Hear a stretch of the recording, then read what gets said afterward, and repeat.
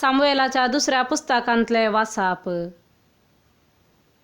सर्वेस्परान नाथानाक दाविदाशी धाडलो. तो ताचेशी आयलो आनी ताणें ताका म्हणलें, एका शहरांत दोग मनीस आसले, एकलो ग्रेस्त आनी एकलो दुबळो. ग्रेस्ता लागीं बोकऱ्यांचे आनी गोरवांचे जायते हिंड आसले, पूण दुबळ्या लागीं एक शेळी शिवाय दुसरें कांयच नातलें आनी ती ताणें विकतें घेतली. ताणें तिका पोसली आनी ती ताच्या भुरग्यां सवे वाडली. ती ताचेंच खाण खाताली, ताच्याच पात्रांतले पियेतली आनी ताच्याच उस्क्यार न्हिदताली. ती ताका एके धुवे सारकी आसली. एक दीस ग्रेस्त मनशाच्या घरा एक सोयरो आयलो, पूण आपणाशी आयलेल्या पयणाऱ्याक एक जेवण करूंक आपल्या काशा बकऱ्या वा गोरवां मदली एक मोनजात घेवंक तो तयार जालो ना. पूण ताणें दुबळ्याची शेळी घेतली आनी आपणाशी आयलेल्या सोयऱ्याक ताणें जेवण तयार केलें.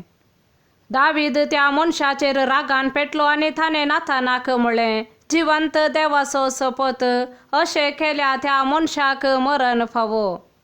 ताणें असले कर्तव्य केलां आनी दया दाखोवंक ना देखून ताणें एके शेळयेक 4 शेळयो फारीक करूंक जाय. तेन्ना नाथानान दाविदाक म्हणलें, थुंस तो मनीस. सर्वेस्पर इस्रायेलाचो देव अशें म्हणटा, हांवें तुका अभिषेक करून इस्रायेलाचो राय नेमलो, सावलाच्या हातांतलो तुका निवारलो. तुवें म्हजी बेपरवा केली आनी हितीत उरियाचे बायलेक तुजे पतीन करून घेतली देखून तुज्या घराण्या वयले तालवार केदींच पयस सरची ना. सर्वेस्पर अशें म्हणटा, हांव तुज्याच घराण्यांत हांव तुजे विरोध वायट उपजाशें करतलो. तुज्याच दोळ्या मुखार हांव तुज्या बायलांक काडून तुज्या पेल्याक दितलो आनी दिसाच्या उजवाडात तो तुज्या बायला सवे न्हिदतलो. तुवें हें काम गुप्ती केलां, पूण हांव हें सगळ्या इस्रायेला मुखार दिसाच्या उजवाडा करतलो. तेन्ना दाविदान नाथानाक म्हणलें, हांवें सर्वेस्परा विरोध पाताक केलें.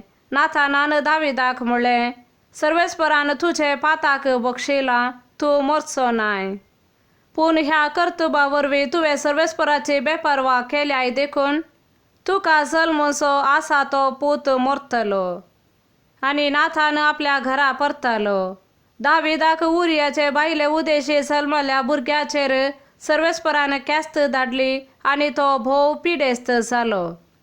दाविदान आपल्या भुरग्या पासत प्रार्थन मागलें आनी उपास केलो. तो भितर गेलो आनी सगळी रात धरणीर न्हिदलो.